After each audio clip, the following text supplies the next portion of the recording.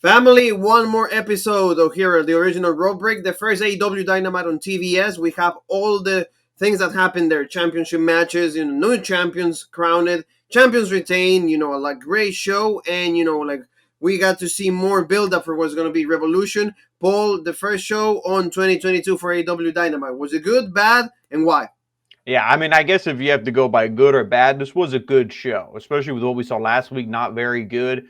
The only thing, which we're going to get into soon, is just when you had such a great championship match, an hour-long draw, there was no way it was going to be better. There was no way this match was going to be better. I don't think it was better. I still like the first one more, but, it was a great match, and I think, not that we're going to go into it, obviously, but this was a good episode of Dynamite. I liked most of the segments. Some of them, I didn't care for too much, but I think the move to TBS and everything, I think so far it's off to a pretty decent start. Exactly. So thank you so very much for being with us one more time, family. The always that we always ask to you is please subscribe, hit the bell for notifications, and also give the video a like so more people are exposed to the original Road Break. Thank you to every single one that does that. And don't forget to support us with the video from yesterday, NXT New Year's Evil. We get to see the crown, new champion. We said Paul actually predicted when Ron Breaker was introduced to the WWE Universe. He's finally the new NXT champion, and a lot of releases. William Regal was out, Scott Armstrong, Road Dogg, Danny Burch, everybody that was belonging. Yeah, Timothy Thatcher was another one. Exactly. Yeah, a lot of names.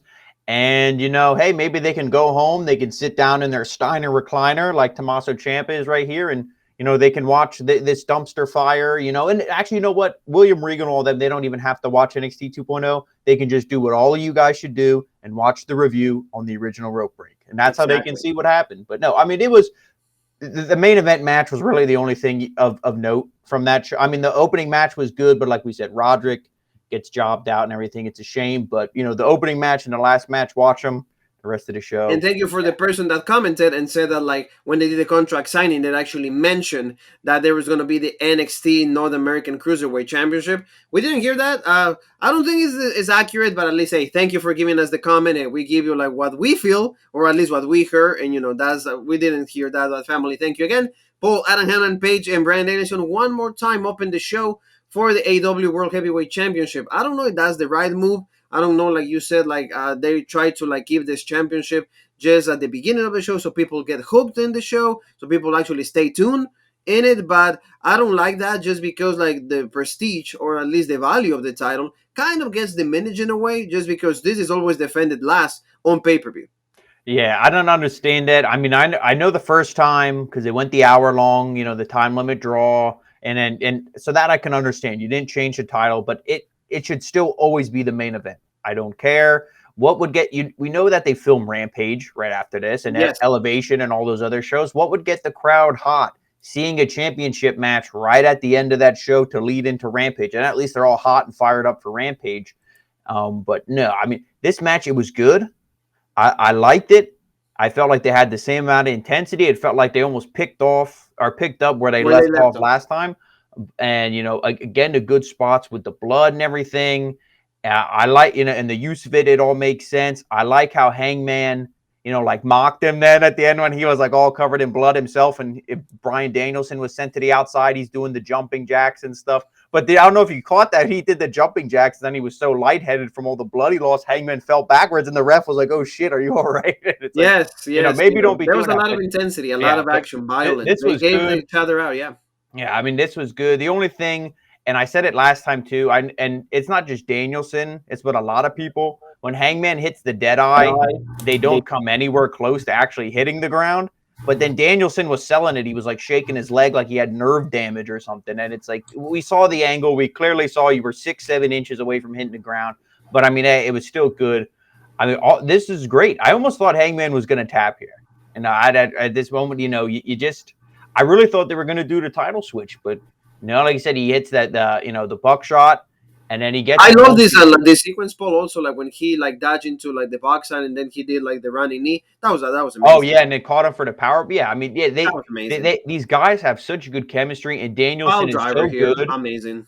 Yeah, I mean, all of this stuff, and see, that's the one he actually looked like he bounced them off his head, and then the dead eye looked like it didn't hit nothing. But yes, I mean, this match was great. I was just surprised by the ending. I'm glad that, Hangman Adam Page still retained. He's still the champion. Maybe they'll draw this out to Revolution. Maybe he'll lose it at Revolution, and that's their plan. But I'm glad he did win here. I didn't think he was going to, because Danielson was so good and so hot. But, this, I guess it was a good way to open the show, but I still disagree. It should always be the main event. It should be at last, just because it's like your main title. It's the match that you're looking forward to. I mean, I understand you want to get people stay tuned. I understand that you want to see maybe the casual. Imagine if you sat down at WrestleMania 17 and Rock and Austin opened the show. Yeah, but no, that's what I mean. It's like, Like, exactly. no. It's like, oh, okay, cool. Then I can actually leave. Thank you, guys. You saved me like hours of like just like maybe matches that I don't want to see, I don't care about. But that's what they did. What do you think here? Like, the panel of the guys, Jerry Lynn, Mark Henry, and the Big Show. Like, would be the ones that like we're gonna judge in case the match were after the hour. I don't understand. Mark Henry. I mean, they're all world champions. Maybe not Jerry Lynn. I think he was ECW. You can correct me on that. But I mean, Big Show and Mark Henry, they had a lot of gold in WWE. But I don't know. I feel that like they need to have better judges here. I mean, the panel. I mean, you paid Mark Henry and all them big money. You got to do something with them, I guess. But no, I mean, this was just the judges didn't make sense because neither of these two guys are big men. I mean, like if they're both smaller technical guys. Well, Danielson's smaller and technical. Hangman is kind of like I mean, he's technical, but he's an average wrestler. And none of them were big guys. If this was like Wardlow and Hager or something, I could, okay, maybe, or something. But the judges didn't make sense. They didn't play into the match at all, so it really didn't matter. So exactly. So like, I mean, Hangman Page retains the AEW World Heavyweight Championship. That's what like at least I wanted to see, just because at least it's like a good like pat in the back for people like for like Tony Khan's own. Yes. Said, hey, this is our guy. It doesn't matter where Danielson comes from WWE. It doesn't matter what he did in WWE. All lineage, championships, all like Daniel Bryan, all of that. It doesn't matter. We're gonna support our guy. And hey, Danielson at some point is going to become champion. Oh yeah. Like it is a matter of time. So even like you said, maybe they drag it to Revolution, the third one, boom, this guy can be a championship. But at least this was good because Hangman Page needed that. Needs a strong win after the win with Kenny Omega. So that was good. But then we gotta go to like the second part of the show, and this is when CM Punk interrupts the match that MJF was gonna be against, just enhancement talent. The match doesn't even take place because MJF leaves the ring. CM Punk comes out, delivers the GTS, and they start World Wars. It was really cool. MJF, like you said, as a heel, he's the hottest right now. He needs the win over CM Punk because they need to do the same thing that we just saw with Hangman Page and Bryan Danielson. They need to do the exactly same thing. Support one of their own. And in this case, MJF will catapult him into be like a higher status than what it is right now.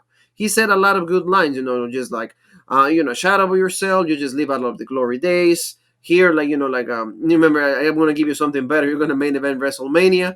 Things like that. And CM Punk just said, I just want to kick your ass. They mug a little bit of the people in Newark. They were right there. So what did you think? Yeah, I mean, this promo was great. And, like MJF was going to have the match, you said, when CM Punk came out, MJF saw him, hightailed it out of there, and by Punk interfering and hitting the GTS, whoever the enhancement talent was actually got the win. Yes. So MJF has a loss on his record. And to me, I mean, I know it doesn't matter because it's all a sport. A guy could have 0 wins and 100 losses, and you could book him in the championship match at WrestleMania. It doesn't matter. You can do what you want, but really a stupid thing to put another loss on MJF's record for something that doesn't matter. If anything, this should have just been a promo. But I do like the line where he's like, oh, why did you get so offended that I compared myself to Piper? Maybe you want to be Piper, but you're not, because he could actually main event a WrestleMania. Mm-hmm. And I love the line where CM Punk said, you know what, if you want to main event a WrestleMania and you think the grass is greener, go over there. And you know what, after you have your match, they'll fire you, quicker than you can finish in the bedroom, something like that. He said, he's like, and then you'll be back over here. And then when you come back here, I'll kick There's your a ass. nice whipping waiting for you. Yeah, so I mean, it was good. And I like the stuff from MJF. I like the stuff from CM Punk. And he's like, let's have a match right here, right now. And as soon as he said that, because before MJF says, you want to see it? No. The famous heel line. I'm like, he's going to say Wardlow. He's setting it up because it makes sense. It makes sense for this whole feud. The only thing I don't like about this is it doesn't make sense for these guys. Darby Allin was fine to lose for CM Punk because he was a guy who was Darby Allin in the eyes of the AEW fans. He's untouchable. He can lose. He's bulletproof. He can lose, and it don't matter. Somebody like Wardlow, somebody like Powerhouse Hobbs, guys like that. You build him up. You're trying to build them up. If they lose to CM Punk, you're going to go, yay, Punk, fuck that other guy. No, you need to build these young. I'm not saying CM Punk needs to come in and put everybody over, put over Joey Janela and the Librarian and all these other losers. No, but he needs to, kind of do the same thing Danielson's doing. Beat the guys that really don't matter, and these guys that you're really building, yeah, Then give them the just you win. gotta like take the But loss this here. was a good promo. I'm looking for the match. Hopefully, like you said to me, maybe a DQ, maybe MJF gets involved, something like that. But Wardlow, if he loses, he needs to look strong. It can't be his fault. There needs to be some kind of distraction, some kind of bullshit. Because this Yeah, guy, no, I you're agree. building him up, and I especially feel as a babyface who's going to break away from MJF.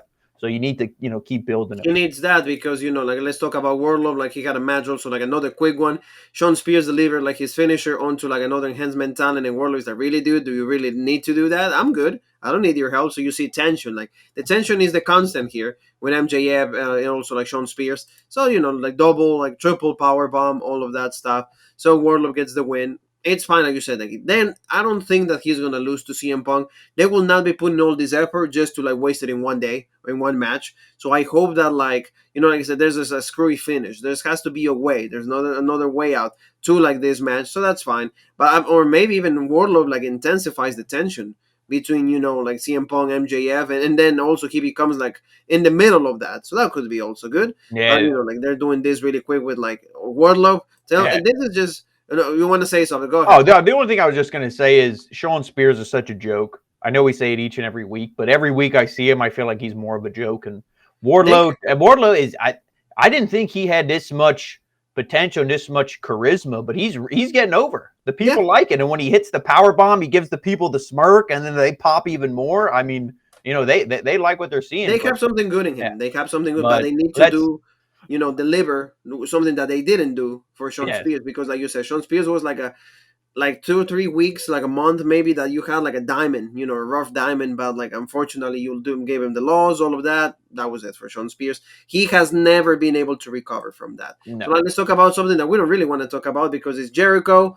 Once more, like oh yeah, like I mean I can tell you something that no people don't know. Actually, the drummer of Fozzy, like he actually left the band. So they have a new drummer. There you go. That would be something more worthy to talk about because this feud with like Ever Rise or like 2.0, I don't really care. Like oh, you have like your head is like shape of like your forehead is like a square head. Like I don't really care for that. Yeah, and You know, didn't he call Dan Lambert? He said you have a stupid fat head. What's up with Jericho talking about people's heads? I yeah, mean, like it's like, are you 5 years old? This is the stupidest shit. 2.0 comes out. They start arguing. Santana, Ortiz, everybody comes out. Daniel Garcia. What are we going to see? A 6-man, 8-man? I don't care. This is garbage. There's my opinion. You can finish it up if you want, but I gave you my opinion right oh now. no, yeah, of course. Like this is just absolute garbage. It's like I don't understand. I mean, I get the point. We gotta like support like guys. We gotta get over guys. We need the rub with like a big name. But in the case of like these guys, Jericho cannot do anything for them because Jericho as a baby face has always been a failed experiment. Jericho puts up his best work, what being heel. Le Champion, being like this guy, like he won in the title in '08, '09. All those versions of Jericho when he was heel, that's when he produced his Even when best work. AEW first started, we said Yes, this was great. Then the pandemic hit. They turned the inner circle babyface and done. and that was it, And then of course now it's not even the inner circle because Jake Hager is not even there anymore. It's Santana and Ortiz and Eddie Kingston, and these guys are gonna have a match, of course, at Rampage because they need to like always do these shows. Like, I mean, I get it. Like you're gonna, like you said, like they're gonna use these guys for like like they're and after the Dynamite and everything. So I feel that like this is okay. But Santana and Ortiz, for example, coming out like with the face paint for like a match like this.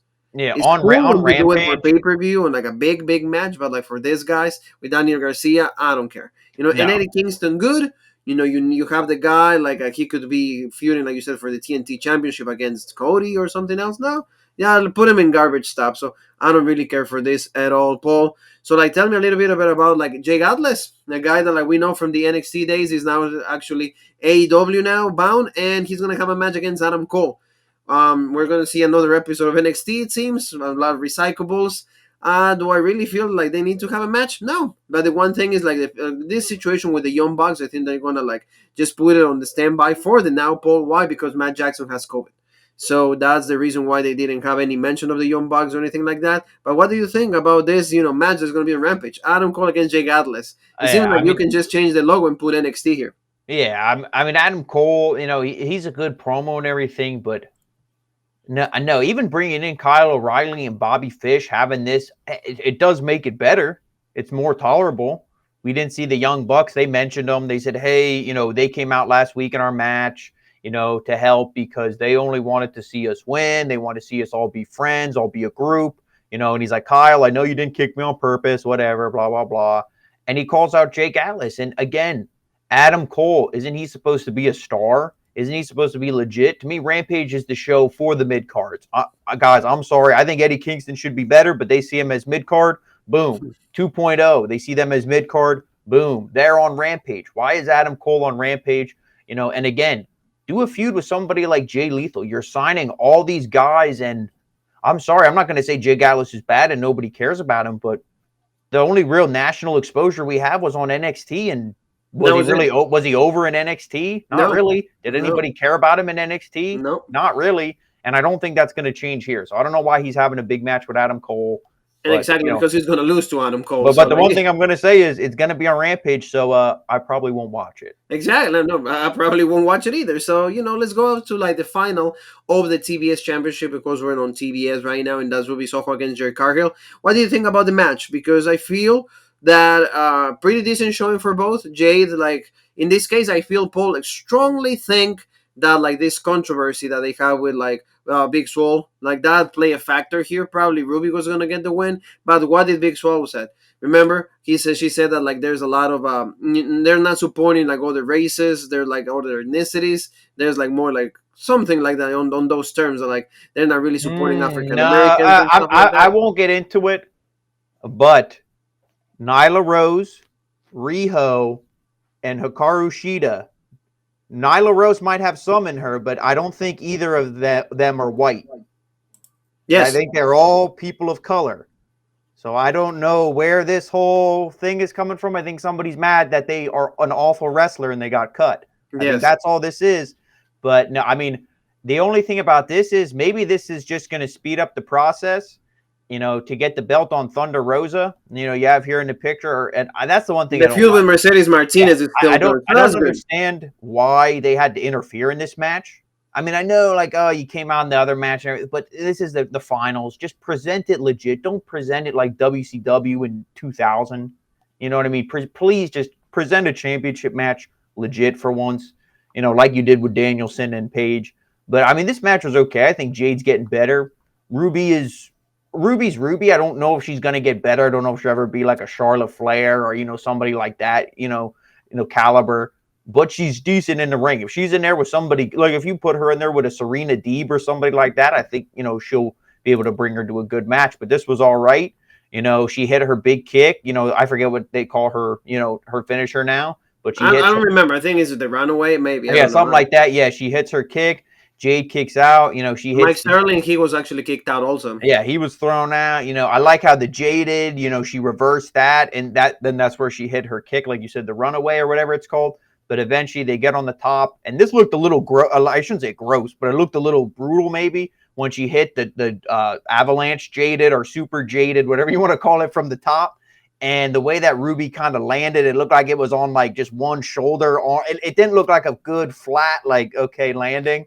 So I mean, I guess she's all right because we saw in another segment. I mean, Yes. that was probably a pre-tape to be honest, so it probably wasn't after the match. But with Jade winning, I don't hate it. Either one of these two women, I said Ruby. I think she maybe deserved it more, and I think that would have been the people who the fans were behind. But also, this really gets Jade over.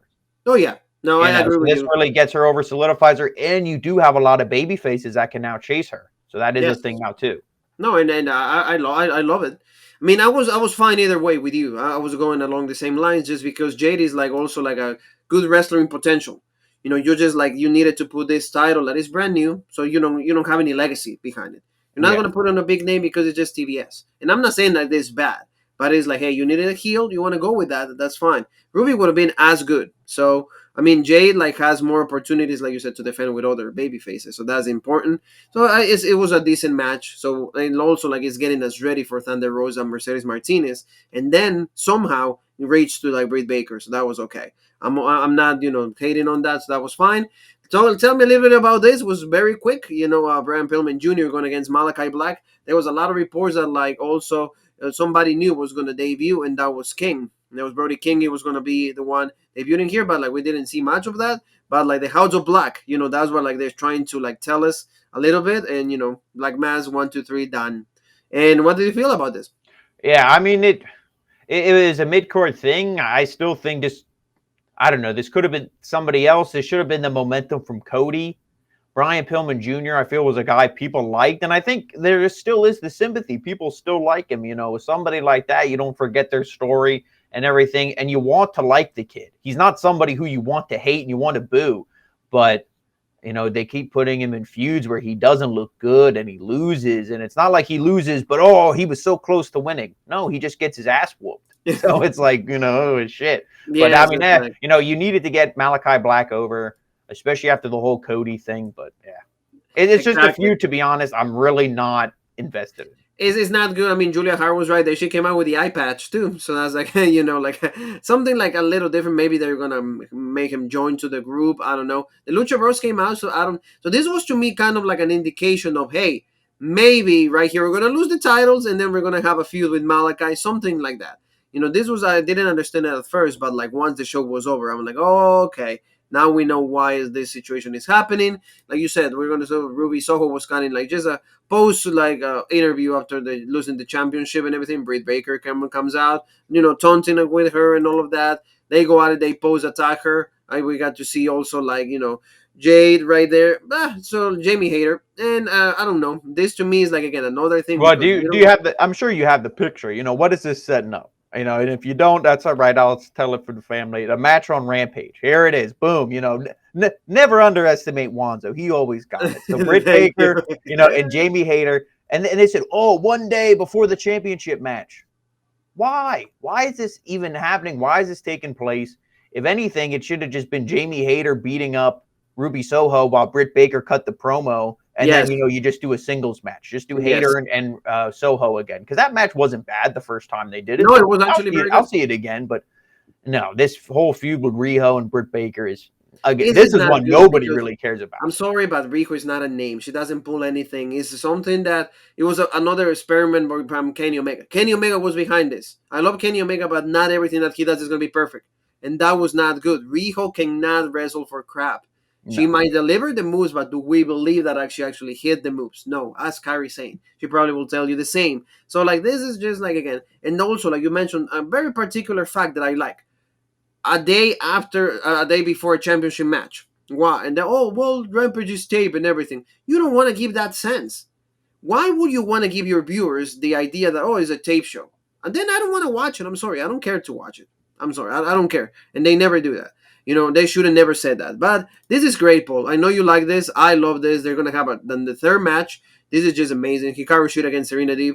The one thing I will say is, like, these two women don't even need a championship on the line. They can keep fighting and fighting and fighting, and I will be interested just because those two, have the name professional wrestling in them. So that's why, that for me is enough.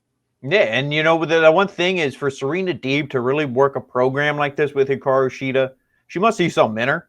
Because she said, when she cut this promo with Jim Ross, she's like, I'm better than every damn woman in that locker room. I've paid enough dues for all of them. I forget what she called herself, the professional or some kind of nickname, or the doctor or something. Like she, not the doctor because that's Baker, but pretty much the professor. Like she's the best. She knows everything. The master of 1,000 holds, they called her the other week too, like Malenko or Jericho, whoever the hell that was. But no, this is good. I'm definitely looking forward to this match. And I almost want to say Serena Deeb needs to win. But, I really don't know what direction they're going to go. But this is one of the things where after this promo, and I've been saying before, you keep saying Serena Deeb is the best. She's so good. She's so talented. One of the greatest women's wrestlers ever. Then she needs to win. You need to actually, show her like that. And she was champion. She opportunity to Serena. Yeah. I wouldn't mind. She's just great, and she's actually showing that, like, all this knowledge that she used to do with NXT, all that she did, now she's actually doing it for herself as a wrestler. So I'm not against that. That's absolutely amazing. We're going to see also next week on Dynamite Powerhouse Hobbs against Dante Martin. I guess he's back with Leo Rush. You see like a little bit more on their friends again. Who knows? But like this is interesting. This is a mid card, and that's fine. We need, like, these guys actually should be trying to get like that TNT championship. All of these guys should have that in mind, just because again they're not ready for that AEW World Heavyweight Championship. So I don't mind this. This is okay. They need to do something with so much guys that they have. They have so many guys, in the locker room. So I'm fine that they do that. So Paul, tell me a little bit about the main event, because we had Lucha Bros going against, like Jungle, The Jurassic Express. the Jurassic Express. This was like the main event. This should have been the opening match. I wouldn't have been, sad. I wouldn't have been surprised. But like, of course, they go with like backwards. But we said about this. The reign for the Lucha Bros has never felt legit, never felt actually real, never felt like something that we wanted to keep seeing. So it's fine that they did the title switch, and also when you debuted in a new network, when you debut something, you gotta do something like that. So what do you think? Yeah, and to touch on the Lucha, because the match itself, I mean, it's the same thing. Jungle Boy's good. Phoenix is intense. I at first when I saw this team, I liked Penta more. Now that we've been covering them and covering AEW, seeing almost all their matches, Phoenix to me is better. Maybe he is a cocky asshole. Maybe he is reckless. That stuff is probably all true. But if I'm just watching them from a fan standpoint, I like Phoenix a lot more. I'm not saying I was into this match and this was great. But again, you have a little bit of stuff going, and Phoenix Penta just stops the match dead. Luchasaurus, again, a moron, stands in the ring and just watches him take the glove off. It was like 30 seconds. I'm like, are you kidding me? And that's why you don't hear the crowd. They know, Zero. They don't scream it anymore. They just sit there like, oh, we don't give a shit. That's why I think they fail. I don't think it's because of the wrestling ability. I think it's because of this. Nobody cares. The gimmick, it's ran its course. It's like Orange Cassidy, hands in the pockets. It's done. It ran its course. But I mean, this match, a lot of good stuff. I love when Penta hit the Made in Japan. I love that move.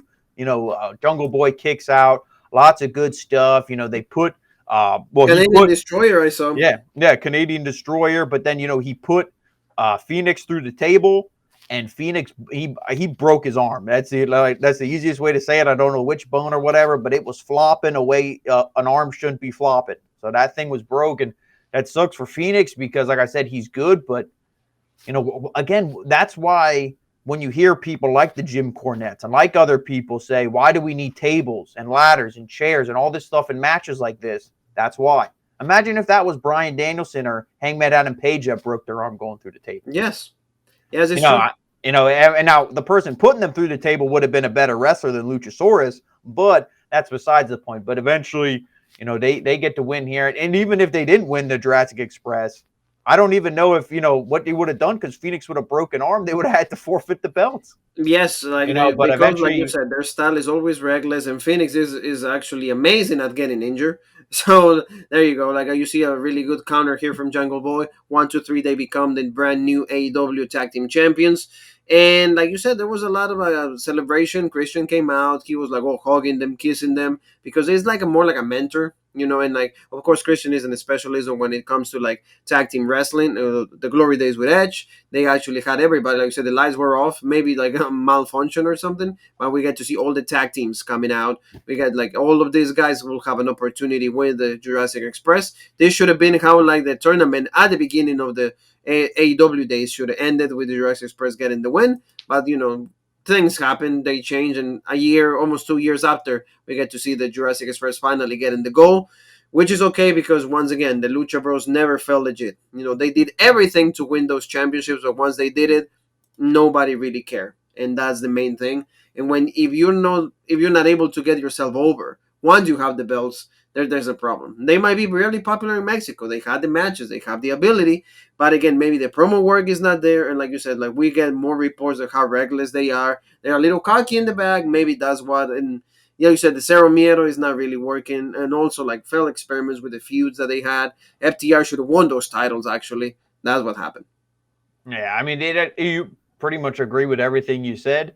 It sucks for them because I think they're talented, and if maybe people said, hey, kind of tone down the corniness, whatever, just keep it legit, keep it wrestling. You can save the showmanship stuff for, Mexico or somewhere else. But, if this is Tony Khan talking here in my promotion, this is how I want things done. But I'm glad that, the belts are on somebody else. I'm not saying that I hate the Lucha Bros, but this title run, it didn't work out. Maybe if they get another shot with the belts, it'll be different. But, You got lots of good teams here.